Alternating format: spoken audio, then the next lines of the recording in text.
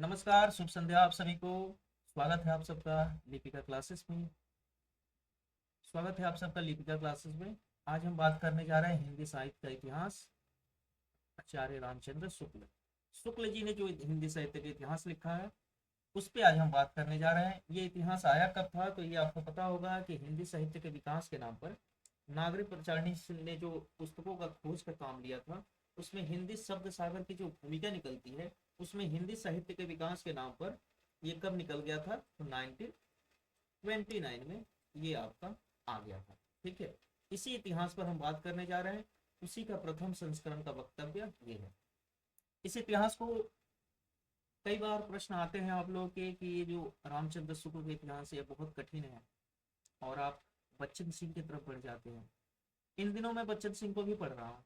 हमारी क्लास चलती है 7 बजे, वहाँ आप जुड़ते हैं, आप देखते हैं कि मैं बच्चन सिंह को पढ़ रहा हूँ। पर बच्चन सिंह को पढ़ते हुए जो मैं महसूस करता हूँ, बच्चन सिंह में कवियों को लेकर के जो विस्तार शुक्ल जी ने अपने इतिहास में दिया है वो बच्चन सिंह में नहीं मिलता। तो एक बार या दो बार जब आप इस रामचंद्र शुक्ल के इतिहास को पढ़ लेंगे तो आप समझेंगे कि ये इतिहास कितना अच्छा है। और मैं गारंटी के साथ कह रहा हूँ आपको कि आप इसको अगर पढ़ना शुरू करते हो ना, तो आपको इसके एक एक कथन याद हो जाएंगे, एक एक कथन, और लिख के लीजिए कि आप पेपर में गलत एकदम नहीं करेंगे। तो आज इसी इतिहास पर हम बात करेंगे कि इसका जो ये प्रथम संस्करण का वक्तव्य है, पहले इस पर बात करेंगे, फिर आगे काल विभाजन देखेंगे, फिर प्रकरण 1। ठीक है, तो पहले देखते हैं इसका वक्तव्य, प्रथम संस्करण में इन्होंने बात क्या कही थी। ठीक है, तो देखिए शुक्ल जी कहते हैं कि हिंदी कवियों का एक वृत्त संग्रह, हिंदी कवियों का एक वृत्त संग्रह सबसे पहले किसने निकाला है, ठाकुर शिव सिंह सिंगर, 1883 ईस्वी में प्रस्तुत किया था। उसके पीछे सन 1889 में डॉक्टर अब सर ग्रियर्सन ने modern vernacular literature of northern Hindustan के नाम से वैसा ही बड़ा कवि वृत्त संग्रह निकाला है। क्या कह रहे हैं कि एक वृत्त संग्रह कह रहे हैं किसके ग्रंथ को, शिव सिंह सेंगर के। सेंगर का ग्रंथ कब आया, समय मिल गया आपको 1883 में। उसके पीछे 1889 में किसका आ रहा है, ग्रियर्सन का, modern vernacular literature of northern Hindustan, ये आता है ग्रियर्सन का। ये जो था हिंदी में था, सेंगर जी वाली जो किताब थी हिंदी में थी। इसके पहले एक इतिहास ग्रंथ हमें मिलता है जो तासी का है, वो किस में रहता है, फ्रेंच में। वो इतिहास किस में है, फ्रेंच भाषा में है। ठीक है, उसका प्रकाशन वर्ष क्या था, फ्रेंच में लिखा तासी का इतिहास कब आया था, ये आप कमेंट करके बताएंगे। ठीक है, तो तासी का एक मिलता है जो फ्रेंच में था। उसके बाद हमें सेंगर जी का इतिहास मिल रहा है 1883 में, जो हिंदी में। आगे आते हैं तो हम क्या देखते हैं, 1889 में शुक्ल जी कह रहे हैं कि 1889 में ग्रियर्सन ने modern vernacular literature of northern Hindustan निकाला। ये किस में था भाई, तो ये था अंग्रेजी में, ये अंग्रेजी में था। ये किस में है, तो ये अपना अंग्रेजी में है। और ये निकला कहाँ से था, तो ये Asiatic Society of Bengal, Asiatic Society of Bengal जो पश्चिम बंगाल में है, वहां से एक पत्रिका निकलती थी। उस पत्रिका के विशेषांक के तौर पर ये ग्रंथ निकलता है, modern vernacular literature of northern Hindustan. देखिए पहली चीज, मेरे पास उतने संसाधन है नहीं तो सारी चीजें लिख पाना पॉसिबल नहीं है। आप सुनते समय उसे अपने डायरी में नोट कर लीजिएगा, या जहां भी आप अपना नोट्स बनाते हैं। ठीक है, उसके लिए मैं माफी चाहूंगा। आपको ये लगेगा कि ये कैसे लिख दिया है, तो संसाधन की अभी कमी है। ठीक है, आगे लिखते हैं, हिंदुस्तान के नाम से एक वैसा ही बड़ा कवि वृत्त संग्रह निकाला। इनके ग्रंथ को शुक्ल जी कह दे रहे हैं बड़ा कवि वृत्त संग्रह।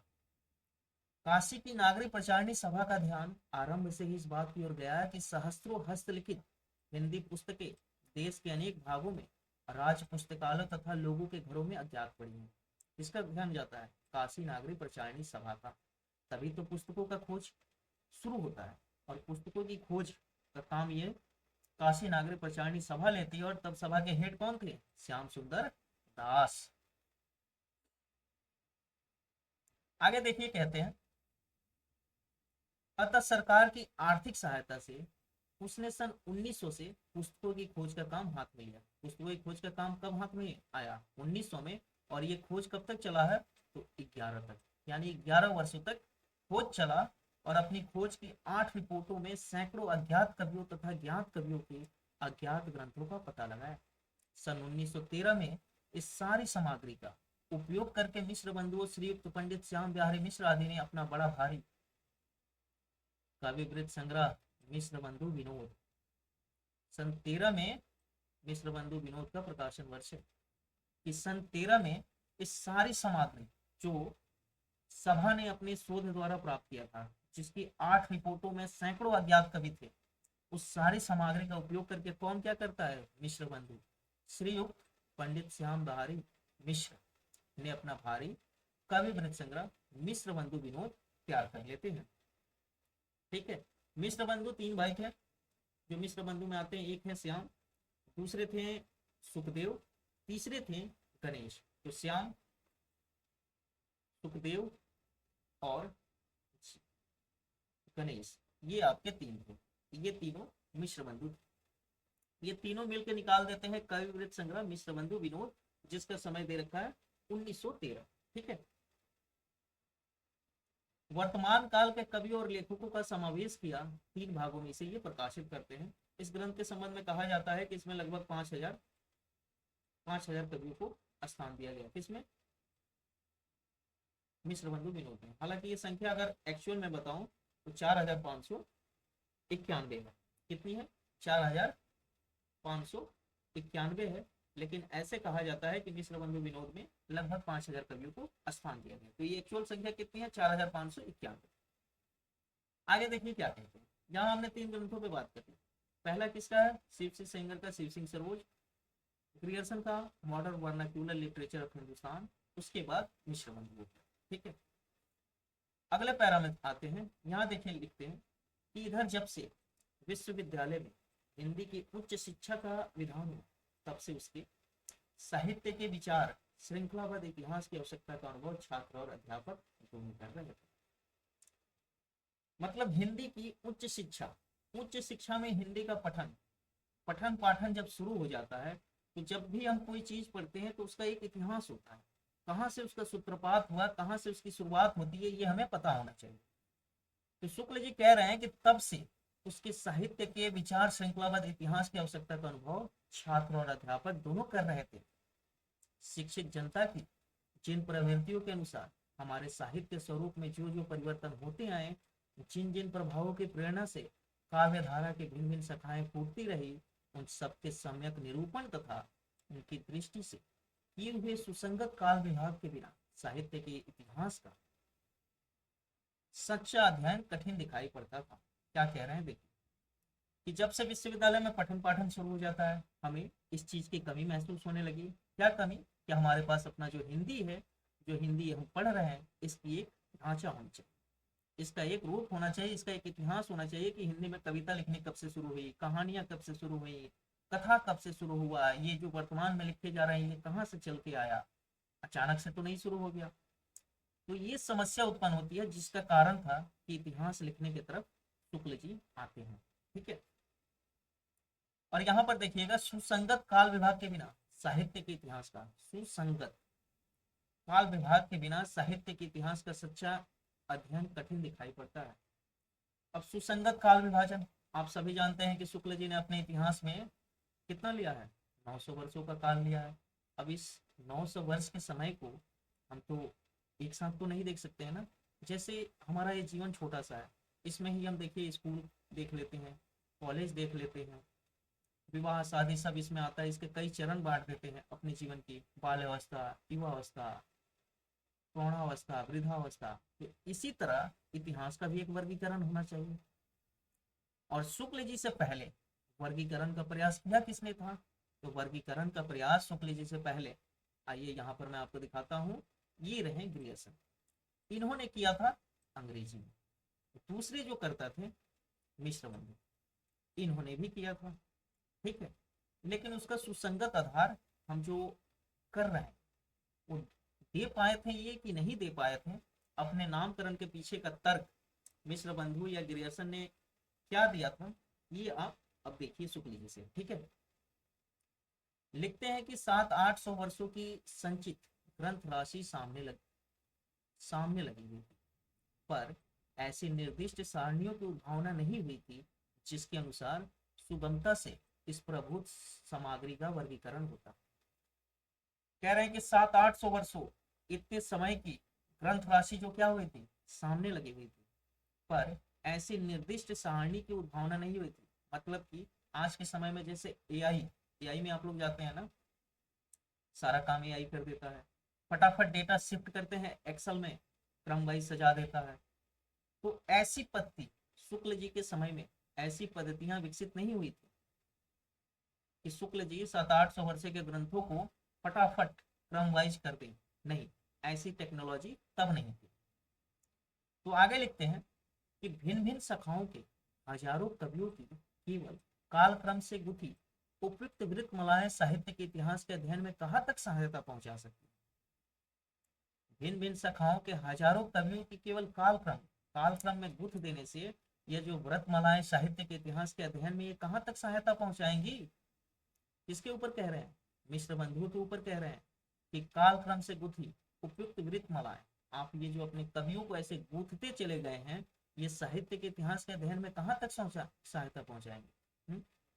सारे रचना काल को केवल आदि, मध्य, पूर्व, उत्तर इत्यादि खंडों में आंख मूंद कर बांट देना, यह भी न देखना कि किस खंड के भीतर क्या आता है क्या नहीं, किसी वृत्त संग्रह को इतिहास नहीं बना सकता। पूरा पूरा काट रहे हैं कि आपका जो नामकरण है उत्तर की कसौटी पर खरा नहीं उतर रहा है। आपके इस वृत्त संग्रह को, आपने ये जो कवियों को भर भर के संग्रहित किया है, इसको किस आधार पर मैं इतिहास मान लूं। ठीक है, आगे लिखते हैं कि 5 या 6 वर्ष में छात्रों के उपयोग के लिए मैंने कुछ संक्षिप्त नोट तैयार किए थे। क्या किए थे, कुछ संक्षिप्त नोट्स तैयार किए थे। आप लोग तो आज नोट्स नहीं बनाते हैं, पर शुक्ल जी ने उस जमाने में जो नोट्स बनाए थे उसके आधार पर ये जो पुस्तक तैयार होती है, इसे आज पढ़ते हुए आपके पसीने छूट रहे हैं। ठीक है, तो कुछ संक्षिप्त नोट्स उन्होंने तैयार किए थे, जिनमें परिस्थिति के अनुसार शिक्षित जनसमूह की बदलती हुई प्रवृत्तियों को लक्ष्य करके हिंदी साहित्य के इतिहास का काल विभाग और रचना की भिन्न भिन्न शाखाओं के निरूपण का एक कच्चा ढांचा खड़ा किया है। इन्होंने अपने नोट्स में ही एक ढांचा खड़ा कर दिया। कह रहे हैं कि 5 या 6 वर्ष हुए होंगे, छात्रों के उपयोग के लिए मैंने कुछ नोट्स तैयार किए थे, जिनमें परिस्थिति के अनुसार इन्होंने क्या कर रखा है, शिक्षित जनसमूह की बदलती हुई प्रवृत्तियों को लक्ष्य करके हिंदी साहित्य के इतिहास का काल विभाग और रचना की भिन्न भिन्न शाखाओं के निरूपण का एक कच्चा ढांचा खड़ा किया है। ये देखिए, ये शिक्षित जनसमूह की बदलती हुई प्रवृत्तियों, इसी प्रवृत्तियों को आगे चल करके ये लिखेंगे कि चित्त वृत्तियों में आए हुए परिवर्तन। देखिए, हिंदी शब्द सागर समाप्त हो जाने पर उसकी भूमिका के रूप में भाषा और साहित्य का विकास देना भी स्थिर किया गया। अतः एक नियत समय के भीतर ही यह इतिहास लिखकर पूरा करना पड़ा। साहित्य के इतिहास लिखने के लिए जितनी अधिक सामग्री की मैं जरूरत समझता था, उतनी तो उस अवधि के भीतर इकट्ठी ना हो सकी, पर जहां तक हो सका आवश्यक उपादान रखकर कार्य पूरा किया। इनके पास हिंदी शब्द सागर की भूमिका के रूप में इनका ये छपने वाला था। इतिहास के तौर पर तो ये काम कर नहीं रहे थे, उसमें ये छपने वाला था। तो इनके पास समय था भाई सीमित, उस सीमित समय के अंदर इन्हें अपना काम कर देना था। ऊपर इन्होंने कहा है कि ऐसी निर्देश सारणियां नहीं बनी थी कि मैं सारा का सारा डेटा एक बार में ठीक कर दूं। यहाँ पर लिख रहे हैं कि उतनी तो इस अवधि के भीतर इकट्ठी ना हो सकी, पर जहां तक हो सका आवश्यक उपादान रखकर कार्य पूरा किया। मतलब उस सीमित अवधि में जितना बेहतर ये कर सकते थे ये उन्होंने कर। कहते हैं इस पुस्तक में जिस पद्धति का अनुसरण किया गया है उसका थोड़ा सा उल्लेख कर देना आवश्यक जान पड़ता है। क्या प्रक्रिया इस पुस्तक के लिए इन्होंने अपनाई है उसका थोड़ा सा यहाँ पर उल्लेख कर रहे हैं अपनी भूमिका में। कहते हैं पहले काल विभाग को लीजिए, जो इन्होंने काल विभाग किया है। जिस काल विभाग के भीतर किसी विशेष ढंग की रचनाओं की प्रचुरता दिखाई पड़ी, वह एक अलग काल माना गया। एक अलग काल मान लिया किसको, जिस काल के भीतर किसी विशेष ढंग की मतलब एक ही खास ढंग की रचना प्रचुरता यानी संख्या में ज्यादा हो, उसको इन्होंने एक काल मान लिया और उसका नामकरण उन्हीं रचनाओं के स्वरूप के अनुसार किया गया। इसी प्रकार काल का एक निर्दिष्ट सामान्य लक्षण बनाया जा सकता है किसी एक ढंग की किसी एक ढंग की रचना की प्रचुरता से अभिप्राय यह है कि दूसरे ढंग की रचनाओं में से चाहे किसी ढंग की रचना को ले, वह परिणाम में प्रथम के बराबर ना होगी। क्या कह रहे हैं कि प्रचुरता के अनुसार मैंने उस काल का नामकरण किया है, लेकिन रचना की प्रचुरता से इनका क्या अर्थ है? तो रचना की प्रचुरता से इनका अभिप्राय यह है कि दूसरे ढंग की रचनाओं में से चाहे किसी ढंग की रचना को ले, वह परिणाम में प्रथम के बराबर ना हो। मतलब ये जरूरी नहीं है कि किसी काल के अंतर्गत एक ही तरह की रचना लिखी जा रही है। दो तरह की लिखी जा सकती है, चार तरह की भी लिखी जा सकती है। सिद्धों में देखिएगा आप, आदिकाल में तो सिद्ध लिख रहे हैं, नाथ लिख रहे हैं, जैन लिख रहे हैं, रासु है, लौकिक है। टोटल 5 तरह के साहित्य मिल जाते हैं आपको। अब इनमें विविधता ढूंढने जाइएगा तो इन 5 में भी और निकल के आ जाएंगे। राम काव्य, कृष्ण काव्य, हर चीज की शुरुआत आदिकाल में आपको दिख जाएगी। तो कह रहे हैं कि चाहे किसी ढंग की रचना को ले, वह परिणाम में प्रथम के बराबर ना हो। मतलब जो हम रचनाओं का विभाजन करेंगे, पहले में अगर किसी रचना की संख्या 10 है, दूसरे में किसी रचना की संख्या 5 है, तो वैसे नहीं चलेंगे। एक टाइप की रचनाएं कितनी है प्रचुरता के हिसाब से, और उनकी उसमें लोकप्रियता कितनी है, उसके हिसाब से शुक्ल जी चलेंगे। ये शुक्ल जी यहाँ पर स्पष्ट कर रहे हैं। यह नहीं कि और सब ढंग की रचनाएं मिलकर भी उसके बराबर ना होंगी। जैसे यदि किसी काल में, उदाहरण दे रहे हैं कि जैसे यदि किसी काल में 5 ढंग की रचनाएं, 10, 5, 6, 7 और 2 क्रम में मिलती, 5 ढंग की रचना है, पहले ढंग की रचना में कितनी मिल गई? 10, दूसरे ढंग की मिली 5, तीसरे ढंग की मिली 6, चौथी 7 और एक रचना मिलती है 2। ठीक है, ऐसे मिलती। तो जिस ढंग की रचना की 10 पुस्तकें हैं, उसकी प्रचुरता कही जाएगी क्योंकि भाई संख्या में ये ज्यादा है। यद्यपि शेष और ढंग की सब पुस्तकें मिलकर 20 है, यह तो हुई पहली बात। अब सब और ढंग के मिलकर के पुस्तकें 20 है, ये इनके लिए मायने नहीं रखता। अब सब और ढंग में मान लीजिए ये चारों मिलकर के 20 भी बन जाए, तो इससे क्या फर्क पड़ता है? इससे क्या फर्क पड़ता है? नहीं फर्क पड़ता है। फर्क पड़ता है इन्हें ये एक ढंग की कितनी है, एक प्रधान वाली कितनी है, तो ये 10 है। या तो ही पहली बात। दूसरी, पहले क्या देखना है? रचना की प्रचुरता। ठीक है, शुक्ल जी के अनुसार काल विभाजन का पहला आधार रचना की प्रचुरता, नोट करिएगा। ठीक है, दूसरी बात क्या बताते हैं? दूसरी बात बताते हैं कि ग्रंथों की प्रसिद्धि। सिर्फ प्रचुरता ही नहीं देखना है, वो ग्रंथ कितना प्रसिद्ध है। अगर वो ग्रंथ नहीं प्रसिद्ध है, कोई और ग्रंथ प्रसिद्ध है, तो उसके अनुसार हम चलेंगे। तो कह रहे हैं दूसरी बात है ग्रंथों की प्रसिद्धि। किसी काल के भीतर जिस एक ही ढंग के बहुत अधिक ग्रंथ प्रसिद्ध चले आते हैं, उसी ढंग की रचना उस काल के लक्षण के अंतर्गत मानी जाएगी, चाहे और दूसरे ढंग की अप्रसिद्ध और साधारण कोटि की बहुत सी पुस्तकें ही इधर उधर कोने में पड़ी मिल जाए करे। प्रसिद्धि भी किसी काल की लोक प्रवृत्ति की प्रतिध्वनि है। अगर प्रसिद्धि भी किसी काल की क्या है? लोक प्रवृत्ति, यानी जो जनता है उनकी प्रवृत्ति क्या है, उनके चित्त में क्या चल रहा है, उनके मन में क्या चल रहा है, उसकी प्रतिध्वनि है किसी रचना का प्रसिद्ध होना। क्योंकि आम जनमानस जो है वो अपने मन के अनुसार ही रचना को पढ़ेगा, आपके कुछ भी लिख देने से तो नहीं पढ़ेगा। तो वो अपने प्रिय के प्रति ही जाएगा। तो उसी को कह रहे हैं कि लोक प्रवृत्ति की प्रतिध्वनि है। सारांश यह है कि इन दोनों बातों की ओर ध्यान रखकर काल विभाग का नामकरण किया गया। इन दोनों बातों, पहली बात रचना संख्या में कितनी है, दूसरी बात ग्रंथ की प्रसिद्धि कितनी है। ठीक है, ये शुक्ल जी के काल विभाजन का आधार है। आगे देखिए क्या कहते हैं। आगे कहते हैं कि आदिकाल का नाम मैंने क्या रखा है?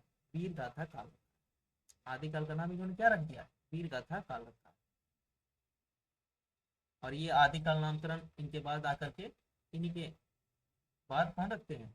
ये नामकरण रख देते हैं HP डी, यानी कि हजारी प्रसाद द्विवेदी। ठीक है, तो आदिकाल का नाम मैंने वीर गाथा काल रखा। उक्त काल के भीतर 2 प्रकार की रचनाएं मिलती।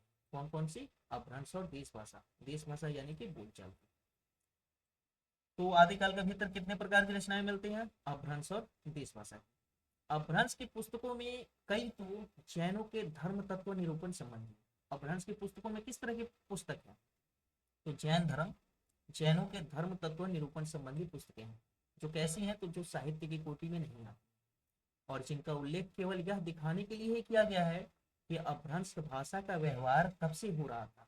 साहित्य कोटि में आने वाली रचनाओं में कुछ तो भिन्न भिन्न विषयों पर फुटकल दोहे हैं, जिनके अनुसार इस काल की कोई विशेष प्रवृत्ति निर्धारित नहीं की जा सकती है।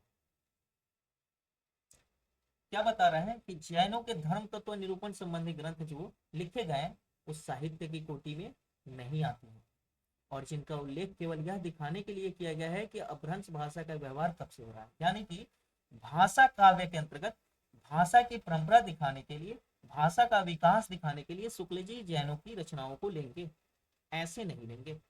ठीक है, साहित्य कोटि में आने वाली रचनाओं में कुछ तो भिन्न विषयों पर फुटकल दो हैं, जिनके अनुसार इस काल की कोई विशेष प्रवृत्ति निर्धारित नहीं की जा सकती। इन रचनाओं के आधार पर इस काल की प्रवृत्ति, आदिकाल की प्रवृत्ति निर्धारित नहीं होती। यहां से आगे बढ़ते हैं। शुक्ल जी कहते हैं इस आदिकाल के भीतर, जिसमें दो भाषाओं के काव्य मिले हैं, आदिकाल के भीतर कितने भाषाओं के काव्य मिले हैं? दो, अपभ्रंश और देश भाषा के। इस काल के भीतर हमें साहित्यिक पुस्तकें कितनी मिल जाती हैं? चार। विजयपाल रासो, हमीर रासो, कृतिलता, कृति पताका। कई बार पेपर में आपसे पूछ दिया जाता है चार रचनाएं दे करके कि इनमें से साहित्यिक पुस्तक कौन सी नहीं है आदिकाल के अंतर्गत, तो ये याद रखिएगा, विजय, हमीर, कृतिलता, कृति पताका। ट्रिक है इसकी, विजय, ट्रिक बता दे रहा हूं, उससे आपको याद रहेगा। विजय और हमीर रासों से हमारे, ठीक है, विजय हमारे, और कृतिलता कृति पताका से ये बन गया आपका काका। तो विजय हमारे काका, ये आपकी इसकी ट्रिक है, जिसमें आप साहित्यिक पुस्तकें चार, विजयपाल रासो, हमीर रासो, कृतिलता, कृति पताका, ये आती है। ठीक है, आगे बढ़ते हुए कहते हैं कि देश भाषा काव्य की 8 पुस्तकें प्रसिद्ध हैं, यानी जो भाषा निरूपण शुक्ल जी करते हैं अपभ्रंश और देश भाषा। तो ऊपर जो हमने देखा अपभ्रंश यानी कि साहित्यिक पुस्तकें 4 मिली, अब देश भाषा काव्य में कितनी मिल जा रही है? 8। कौन सी? खुमान रासो, विशल देव रासो, पृथ्वीराज रासो, जयचंद प्रकाश, जयमत चंद्रिका, परमाल रासो, आल्हा का मूल रूप, खुसरो की पहेलियां और विद्यापति पदावली। ये हमें कितनी मिलती है देश भाषा वाली? 8। यानी कि ये देश भाषा में है, बोलचाल की भाषा में है। शुक्ल जी ने लिख दिया है ऊपर कि अपभ्रंश और देश भाषा दो ही भाषा थी, तो ये देश भाषा यानी बोलचाल की भाषा में लिखी हुई ये 8 मिलती है, और ऊपर जो हमें 4 मिली साहित्यिक वाली वो थी अपभ्रंश की। अब देखिए आगे, इन्हीं 12 पुस्तकों की दृष्टि से आदिकाल का लक्षण निरूपण और नामकरण हो सकता है। इनमें से अंतिम 2 तथा विशल देव रासों को छोड़कर शेष सब ग्रंथ वीर गाथात्मक ही है। अंतिम 2 विशल देव रासो, इसको इन्होंने इसमें शामिल किया है प्रसिद्धि के कारण, और ये एक रासो काव्य। शेष सब ग्रंथ अंतिम 2 में एक आ जाते हैं आपके खुसरो जी, खुसरो की पहेलियां, विद्यापति की पदावली सिंगारिक है, इसमें वीरता वाला कुछ नहीं है। खुसरो अपने समय के बहुत सरल और सहज थे, तो इनमें भी वीरता वाला कुछ नहीं है। तो ये दो, और विशलदेव रासो भी राजा का रूठना, राजा का मानना दिखाता है, उसमें किसी तरह के मारकाट का वर्णन नहीं है, वो भी सामान्य है। अतः आदिकाल का नाम मैंने वीर गाथा काल ही रखा।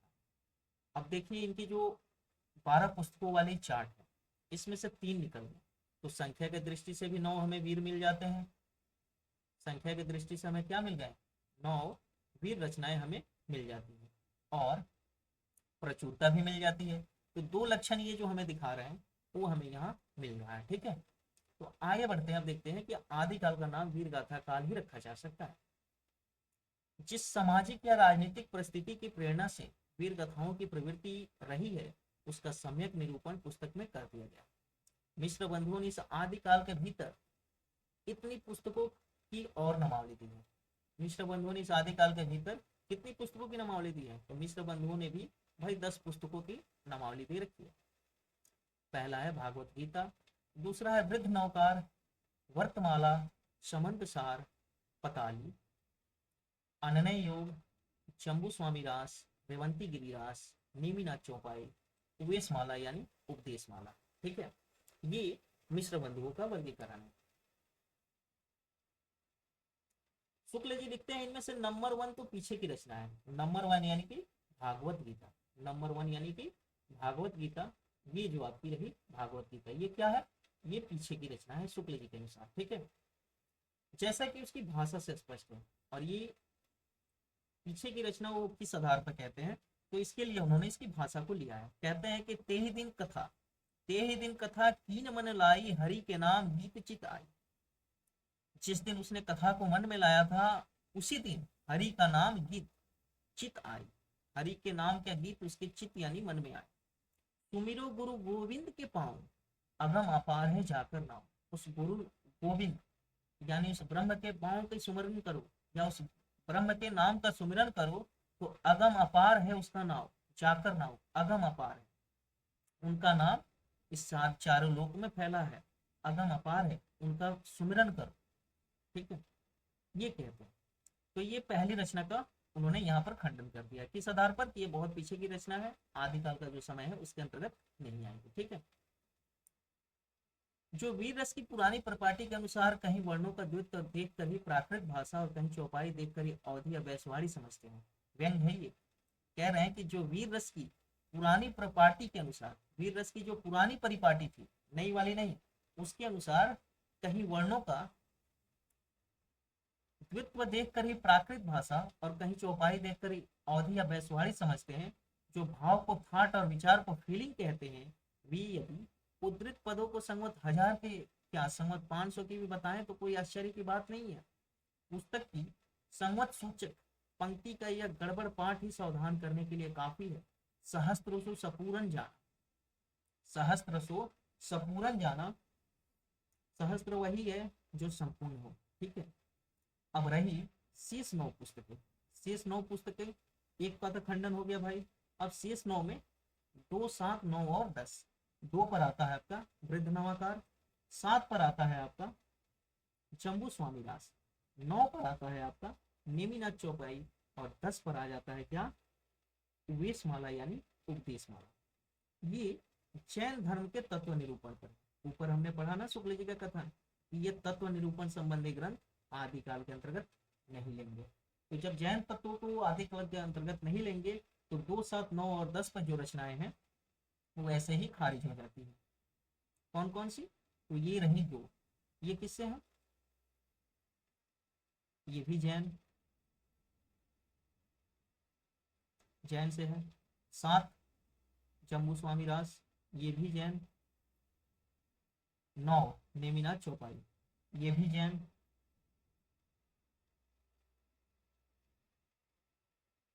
ये भी क्या है? जैन। और 10 वेशमाला, ये भी क्या है? तो भाई ये भी जैन। ये बना दिया मैंने इनको भी जैन, और ये भी जैन। तो ये जैन है। ठीक है, आगे लिखते हैं, देखिए। और साहित्य की कोटि में नहीं आ सकती, ये तो इन्होंने ऊपर ही क्लियर कर दिया। नंबर 6 योग की पुस्तक है। नंबर 6 योग की पुस्तक है, तो उसको भी शुक्ल नहीं लेंगे। अनन्य योग उसका नाम ही है, तो उसको क्या ही लें, योग की पुस्तक है। और 3 और 4 पर जो है वो केवल नोटिस मात्र है। इनको किसी कैटेगरी में ना दे करके कह देते हैं कि व्रतमाला और समंत सार जो है केवल नोटिस मात्र है, इनमें कुछ ऐसा खास नहीं है कि इसके अंदर जाएगा। तो इसको नोटिस मात्र मतलब उस काल में ये लिखा गया है, बस इतना मान करके छोड़ देते। विषय का कुछ भी इसमें विवरण, इसमें 3 और 4। इस प्रकार केवल 2 साहित्यिक पुस्तकें बची जो वर्णात्मक यानी डिस्क्रिप्टिव है। एक में नंद के ज्वाइनार का वर्णन है, दूसरे में गुजरात के रैवत पर्वत। कौन कौन सी पुस्तकें बच गई भाई? तो अब बच जाती है, एक में कह रहे हैं नंद के ज्वाइनार का वर्णन है, दूसरे में गुजरात के रैवत पर्वत यानी नंबर 8 रेवंती गिरी रासा बच जाती है। और दूसरी जो बच जाती है पतली, पतली में क्या है? नंद के ज्वाइनार का वर्णन। ठीक है, अतः इन पुस्तकों की नामावली से मेरे निश्चय में किसी प्रकार का अंतर नहीं पड़ सकता। ये जो पुस्तक है जो मिश्र बंधुओं ने दिया है, इस नामावली से शुक्ल जी का कहना है कि इससे मेरा जो नामकरण है उसमें मुझे कोई अंतर नजर नहीं आता है, कोई फर्क नहीं पड़ सकता है। यदि ये भिन्न भिन्न प्रकार की 9 पुस्तकें साहित्यिक भी होती तो भी मेरे नामकरण में कोई बाधा नहीं डाल सकती, क्योंकि मैंने 9 प्रसिद्ध वीर गाथात्मक पुस्तकों का उल्लेख किया है। 9 प्रसिद्ध, बाकी 3 आपने देखे कि वो 3 वीर गाथा वाली नहीं है, पर उनकी प्रचुरता है, लोकप्रियता है, तो प्रचुरता नहीं है, लोकप्रियता है, इसीलिए 3 को वहां पर रखा है। आगे लिखते हैं, एक ही काल और एक ही कोटि की रचना के भीतर जहां भिन्न प्रकार की परंपराएं चली हुई पाई गई हैं, वहां अलग अलग शाखाएं करके सामग्री का विभाग किया गया। एक ही काल और एक ही कोटि। तो देखिए जैसे बता रहे हैं कि भक्ति काल के भीतर पहले तो दो काव्य धाराएं, निर्गुण धारा और दूसरी धारा क्या रहती है, सगुण धारा निर्दिष्ट की गई। फिर क्या करते हैं, प्रत्येक धारा की दो दो शाखाएं स्पष्ट रूप से लक्षित हुई। कौन कौन सी, निर्गुण धारा की ज्ञानेश्वरी सा और प्रेम मार्गी की सूफी शाखा, तथा सगुण धारा की राम भक्ति और कृष्ण भक्ति शाखा। मतलब कि भक्ति काल को पहले दो बड़े भागों में बांटते हैं, ठीक है, पहले दो बड़े भागों में निर्गुण और सगुण में बांटते हैं, फिर निर्गुण को दो भागों में बांट देते हैं, संत और सूफी जिसे आप कहते हैं, और सगुण को दो भागों में बांटते हैं, राम और कृष्ण। तो ऐसे अगर सामान्य रूप से हम कहें तो भक्ति में चार तरह के साहित्य मिलेंगे, चार धाराएं आपको मिलेंगी, संत, सूफी, राम और कृष्ण। इन धाराओं और शाखाओं की प्रतिष्ठा यूं ही मनमाने ढंग पर नहीं की गई है, उनकी एक दूसरे से अलग करने वाली विशेषताएं अच्छी तरह दिखाई भी गई है और देखते ही ध्यान में आ भी जाएंगी। ठीक है, रीति काल के भीतर रीतिबद्ध रचना की जो परंपरा चली है उसका उपविभाग करने का कोई संगत आधार मुझे नहीं मिला।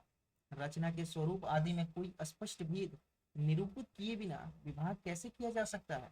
किसी काल विस्तार को लेकर यूं ही पूर्व और उत्तर नाम देकर ही हिस्से कर डालना ऐतिहासिक विभाग नहीं कहा जा सकता। जब तक पूर्व और उत्तर के अलग अलग लक्षण न बताए जाएंगे तब तक उस प्रकार के विभाग का कोई अर्थ नहीं। इस प्रकार थोड़े थोड़े अंतर पर होने वाले कुछ प्रसिद्ध कवियों के नाम पर अनेक काल बांध चलने के पहले यह दिखाना आवश्यक है कि प्रत्येक काल प्रवर्तक कवि का यह प्रभाव उसके पहले में होने वाले सब कवियों में सामान्य रूप से पाया जाता है। विभाग का कोई पुष्ट आधार होना चाहिए। रीतिबद्ध ग्रंथों की बहुत गहरी छानबीन और सूक्ष्म पर्यालोचन करने पर आगे चलकर शायद विभाग का कोई आधार मिल जाए, पर अभी तक मुझे नहीं मिला। शुक्ल जी के में इतिहास में जब आप रीति काल को देखेंगे तो शुक्ल जी ने उसे वर्गीकृत नहीं किया है, उन्होंने बस रीति काल रखा है, और जो कवि रीति की परिपाटी में नहीं आ रहे हैं उन्हें मुक्तक के अंतर्गत डाल दिया है। लेकिन अन्य कवियों का हम देखते हैं तो कोई बद्ध रीति, कोई रीति चेतस, कोई काव्य चेतस, कोई रीति सिद्ध, रीति बद्ध, रीति मुक्त, ऐसे ऐसे नामकरण मिलते हैं। पर शुक्ल जी अपना मत स्पष्ट कर रहे हैं कि मुझे भाई रीति काल के नामकरण के लिए कोई मत नहीं मिला, तो मैंने वहां पर कोई छेड़छाड़ नहीं की है, उसे ज्यों का त्यों रहने दिया है। अगर आगे चल करके मुझे कोई आधार मिलता है तो मैं रीतिकाल का वर्गीकरण करूंगा। ठीक है, आगे देखिए, रीतिकाल के संबंध में दो बातें और कहनी है। शुक्ल जी कह रहे हैं कि ये रीतिकाल के संबंध में दो बातें मुझे और कहनी है, मैं यही रीतिकाल को नहीं छोड़ूंगा। इस काल के कवियों के परिचयात्मक रीतों की छानबीन में मैं अधिक नहीं प्रवृत्त हूँ। यानी रीतिकाल के जो कवि हैं उनके परिचय सही हैं कि गलत हैं, इसकी छानबीन में शुक्ल जी ज्यादा नहीं घुसे हैं, क्योंकि मेरा उद्देश्य अपने साहित्य के इतिहास का एक पक्का और व्यवस्थित ढांचा खड़ा करना था, ना कि कवि कीर्तन करना। शुक्ल जी क्या कह रहे हैं कि मेरा उद्देश्य क्या है, अपने इतिहास का एक पक्का और व्यवस्थित ढांचा खड़ा करना है, ना कि कवि कीर्तन करना। अतः कवियों के परिचयात्मक विवरण इन्होंने कहाँ से लिए हैं, प्रायः मिश्र बंधु विनोद से लिए हैं। कहीं कुछ कवियों के विवरणों में परिवर्तन और परिष्कार भी किया, जैसे इन कवियों के विवरण इन्होंने बदले हैं तो उसमें ठाकुर, दीनदयाल गिरी, राम सहाय और रसिक गोविंद के विवरण मिलते हैं। इनके विवरण शुक्ल जी ने भाई बदल दिए हैं। ये आपका देखिए एक बहुत ही महत्वपूर्ण इंपोर्टेंट प्रश्न है, यहाँ मैं लिख दे रहा हूँ। ये आपके लिए महत्वपूर्ण है कि किन किन कवियों के विवरण शुक्ल जी ने बदले थे, तो उसमें ठाकुर है, दीनदयाल गिरी है, राम सहाय है और रसिक गोविंद है। यदि कुछ कवियों के नाम छूट गए या किसी कवि की किसी मिली हुई पुस्तक का उल्लेख नहीं हुआ तो उससे मेरी बड़ी कोई उद्देश्य हानि नहीं हुई है, क्योंकि इन्हें जो अपना ढांचा देना था ये दे दिए हैं। तो अब कोई छूट गया हो, हर एक को तो पकड़ के नहीं चल सकते हैं, तो वही कह रहे हैं कि अगर कोई छूट गया है तो उससे मुझे कोई विशेष हानि नहीं हुई है। भीतर मैंने जितने कवि लिए हैं या जितने ग्रंथों के नाम दिए हैं उतनी ही जरूरत से ज्यादा मालूम। आगे लिखते हैं शुक्ल जी कि रीति काल या और किसी काल के कवियों की रीति काल या और किसी काल के कवियों की साहित्यिक विशेषताओं के संबंध में मैंने जो संक्षिप्त विचार प्रकट किए हैं वे दिग्दर्शन मात्र के लिए इतिहास की पुस्तक में किसी कवि की पूरी क्या अधूरी आलोचना भी नहीं आ सकती। अंडरलाइन करिएगा, ये पूछा जाता है।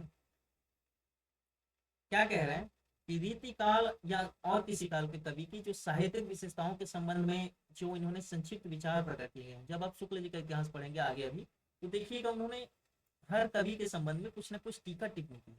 लेकिन उसको ये क्या कह रहे हैं कि ये दिग्दर्शन मात्र के लिए, यानी जिससे आप उस कवि का थोड़ा सा परिचय, थोड़ा सा उसके बारे में समझ सकें कि ये कैसे कवि हैं। इसीलिए देखिएगा एक आध पद थोड़ा सा उनके बारे में ऐसे करके शुक्ल जी अपना इतिहास लेके आगे बढ़ रहे हैं। इसके संबंध में ये अपना मत दे रहे हैं कि इतिहास की पुस्तक में किसी कवि की पूरी क्या अधूरी आलोचना भी नहीं आ सकती। किसी कवि की आलोचना लिखनी होगी तो स्वतंत्र प्रबंध या पुस्तक के रूप में लिखूंगा। बहुत प्रसिद्ध कवियों के संबंध में ही थोड़ा विस्तार से लिखना पड़ा, पर वहां भी विशेष प्रवृत्तियों का ही निर्धारण किया गया है। यह अवश्य है कि उनमें से कुछ प्रवृत्तियों को मैंने रसोपयोगी और कुछ को बाधक कहा है।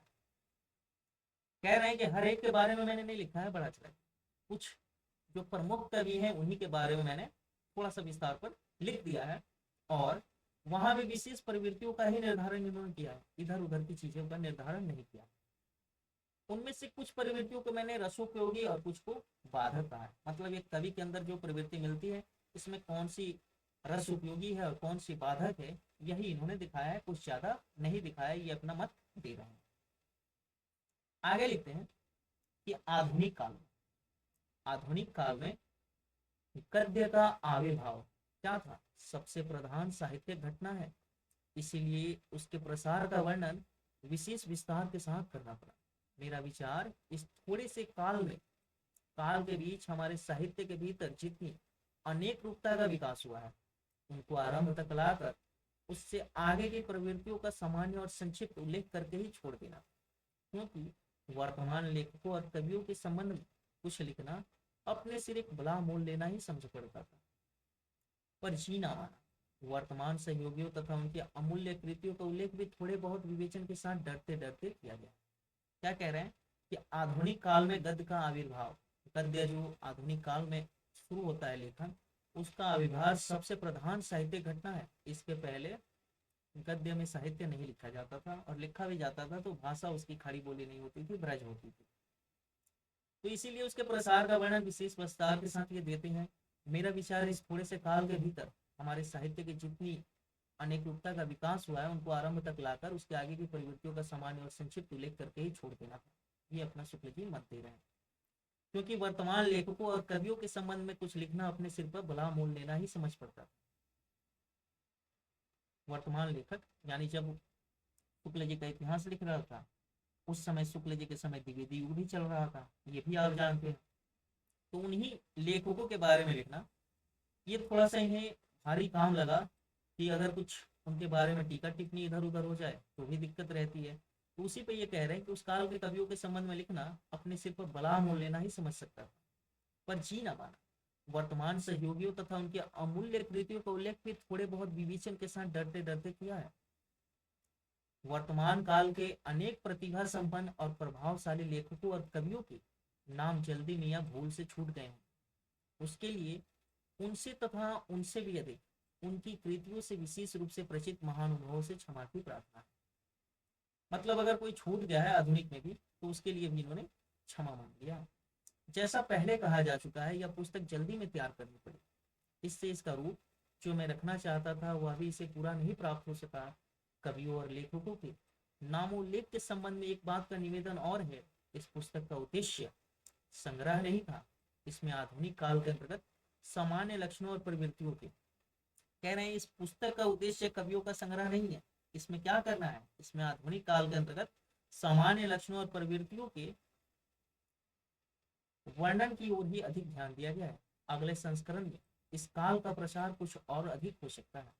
कहने की आवश्यकता नहीं है कि हिंदी साहित्य का यह इतिहास हिंदी शब्द सागर की भूमिका के रूप में, शुरुआत में ही मैंने ये बात बता दी थी कि हिंदी शब्द सागर की भूमिका के रूप में हिंदी साहित्य का विकास के नाम से ये कब छपा था, सन 1929 के जनवरी में। ये आप याद रखेंगे कब छपा था, तो हिंदी साहित्य का विकास के नाम से 1929 के जनवरी। इस अलग पुस्तकार संस्करण में बहुत सी बातें बढ़ाई गई हैं, विशेषतः आदि और अंत में। आदि काल के भीतर अपभ्रंश की रचनाएं भी ले ली गई हैं क्योंकि वे सदा से भाषा काव्य के अंतर्गत ही मानी जाती रही। पहले संस्करण में इन्होंने जो रचनाएं हैं उनको आदिकाल के भीतर नहीं माना था। किसको? अपभ्रंश की रचनाओं को, जैसे जैन का हमने देखा। तो अब उनको भी ये ले लिए हैं। क्यों ले लिए हैं? क्योंकि वे सदा से भाषा काव्य के अंतर्गत ही मानी जाती रही है। कवि परंपरा के बीच प्रचलित जनश्रुति कई ऐसे भाषा कवियों का नाम गिनती चली आई है जो अपभ्रंश में, जैसे कुमारपाल चरित, जैसे श्रृंगारकृत, हमीर रासो।